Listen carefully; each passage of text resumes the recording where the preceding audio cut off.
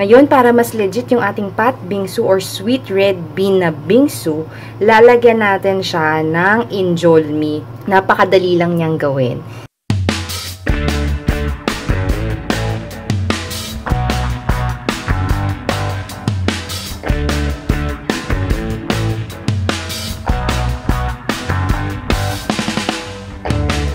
Meron tayo ditong 3/4 cup na glutinous rice flour, yung malagkit na rice flour. Lagyan natin ng 2 tablespoons na sugar. Light brown sugar ang gamit ko, alam niyo yan. Tapos, a pinch of salt. Haluin lang ng bahagya, siguraduhin na walang nagkadikit-dikit na asukal. Okay? Tapos, ihalo na natin ang ating 1/2 cup na water. Haluing mabuti. Mapapansin nyo, medyo malaki yung bowl na ginagamit ko. Kahit konti lang yung volume nitong hinahalo natin. Kasi mamaya, medyo ipapound natin siya gamit itong wooden spoon. So, kailangan ko ng space. Ayan. So, once na mahalo na natin siya mabuti, microwave na natin siya for 2 minutes. Or until maging translucent siya. Ayan, so ganyan ang itsura ng inyong naluto na mixture. Papakita ko lang sa inyo ng malapitan muna. Ayan, o. Diba? Medyo translucent siya. Ngayon, gamitin natin ang ating wooden spoon para i-dikdik siya or i-pound siya for about 2 to 3 minutes. Itong tinatawag na arm exercise.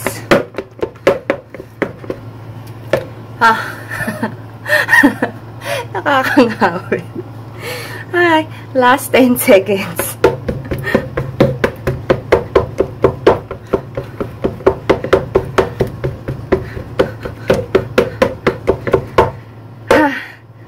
Ayan, finally, tapos na ang ating 3 minutes of pounding. So, mainit pa siya at this point. Set aside muna natin siya for about 5 minutes para medyo lumamig. Pwede natin itong i-moldan ni cut. Kailangan lang natin ng cornstarch para hindi manikit sa ating mga kamay. Very generous dapat ang inyong cornstarch. Takpan nyo na ng cornstarch itong inyong chopping board.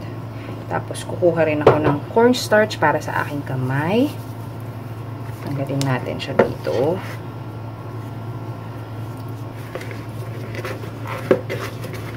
Mahinit-hinit pa. Yun. Nakakuha ng buo. Flatten lang natin siya kahit by hand na lang.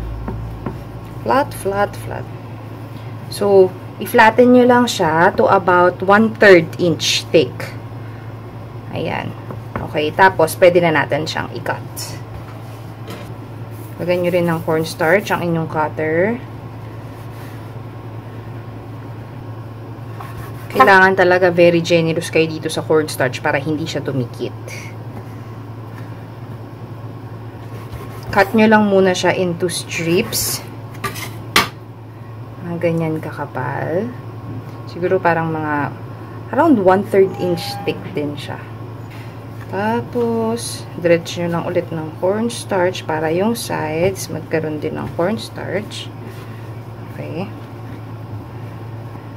Cut ulit natin siya into squares.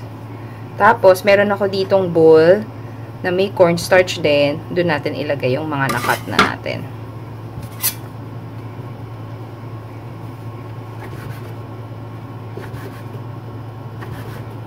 Pag nilagay nyo siya sa bowl, paghiwa-hiwalayin nyo na siya. Tapos, medyo i-dredge natin ganyan.